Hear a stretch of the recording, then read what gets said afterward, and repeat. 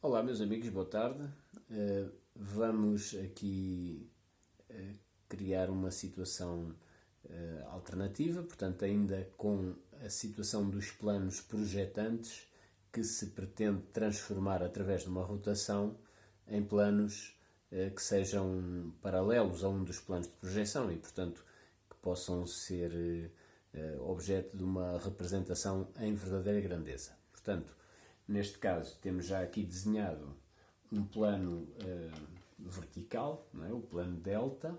Temos aqui o traço frontal perpendicular a x e depois o traço horizontal com um ângulo que aqui não tem nenhuma medida em particular, é apenas um ângulo que foi marcado de forma livre, não tinha nenhum dado específico.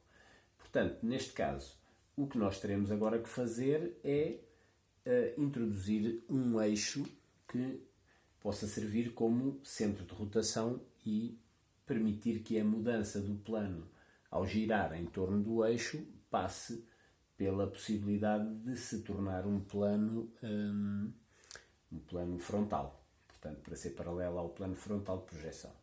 Portanto, vamos agora introduzir um eixo de forma livre. Podemos facilmente imaginar um eixo vertical que tenha aqui a sua projeção frontal, vamos chamar-lhe E, terei aqui E2 e, hipoteticamente, vou colocar aqui E1.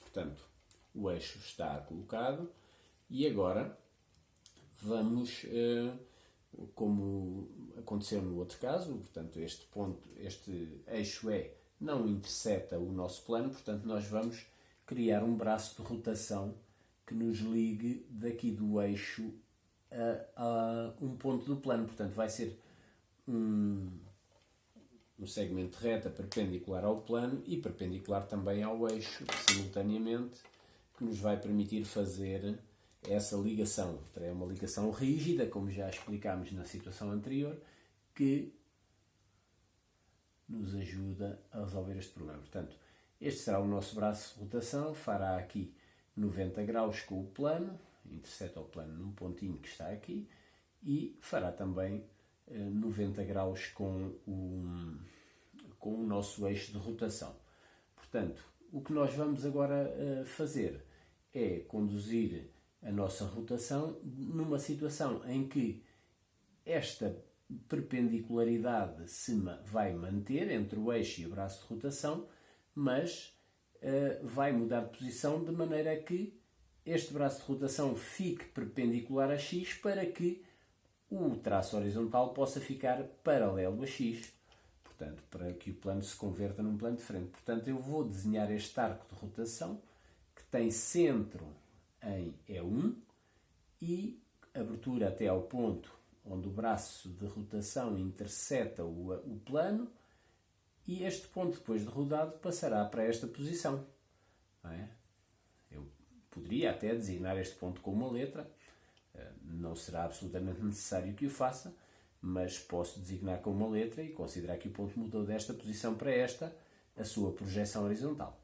O que é certo é que, ao termos o braço de rotação nesta nova posição, aqui, sobreposto à projeção E2, portanto, perpendicular a x, o braço passou a estar perpendicular a x e o traço h de delta passa para esta posição paralela ao eixo x.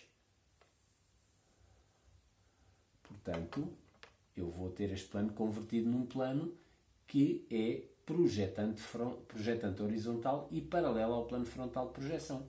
Portanto, assim vamos ter aqui a galinha de delta, que é o resultado da rotação do traço horizontal desta posição, não é? Rodando assim para esta posição.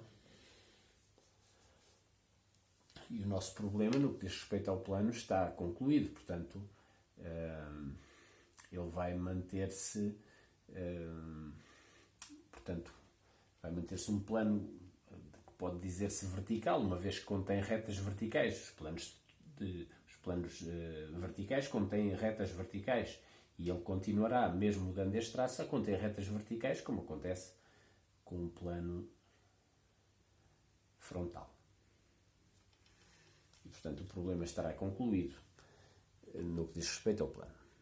Se nós quisermos aplicar isto depois numa situação concreta, em que temos pontos pertencentes ao plano e precisamos de trabalhar com isso, nós podemos perfeitamente aqui introduzir um ponto, ou vários, não é? Dependendo das situações concretas, e o que teremos sempre que fazer é que a rotação que foi aplicada ao plano terá obrigatoriamente que ser aplicada a qualquer ponto ou qualquer estrutura, qualquer elemento que esteja contido no plano vertical. Portanto, se nós rodamos o plano e se pretendemos trabalhar essa estrutura, teremos que rodar também essa estrutura através deste movimento de rotação com a mesma amplitude que aplicamos ao plano. É isso que teremos que fazer. Vamos exemplificar só para um ponto para vermos, sem restarem dúvidas, como fica.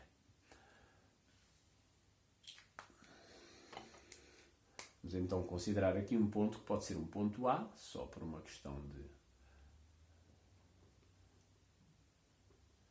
Temos aqui A2, temos aqui A1, obviamente que A1 terá que se sobrepor ao traço horizontal do plano, e agora vamos aplicar a rotação, tal e qual como fizemos para este pontinho que estava aqui, que, conforme se disse, pertence ao plano delta. Portanto, nós vamos criar um braço de rotação para o ponto A, que é este, liga o centro ao ponto A, em projeção horizontal, neste caso, que é onde nós vemos os arcos de rotação a funcionar. E agora vamos, de facto, rodar no mesmo sentido. Portanto, recordo que esta rotação do traço do plano foi feita neste sentido, não é? No sentido, portanto, anti-horário. Portanto, a rotação que aplicamos ao ponto A tem que ter o mesmo sentido e a mesma amplitude. Portanto, centro em E1, abertura até A1, traçamos um arco de circunferência e podemos medir a amplitude, a mesma amplitude daqui, transferir para aqui, mas neste caso, como sabemos que o ponto A continuará a pertencer ao traço horizontal, bastará levar a que este arco intercepte o traço horizontal na sua nova posição. E, portanto, quando isto acontece, não é? Nós obtemos aqui nada mais, nada menos que a nova projeção horizontal do ponto, que agora se passará a designar por A'. Sabemos que o ponto A, ao rodar em torno do eixo vertical, vai rodar em arcos de circunferência que são horizontais. Portanto, eles vão manter exatamente a mesma cota que já têm, sem qualquer alteração.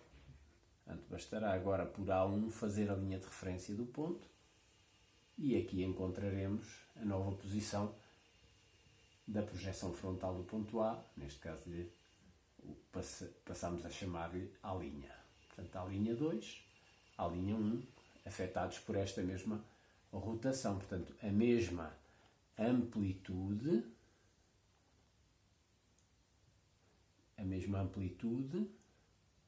e o mesmo sentido nas duas rotações. Esta medida é o mesmo ângulo. E temos a questão concluída.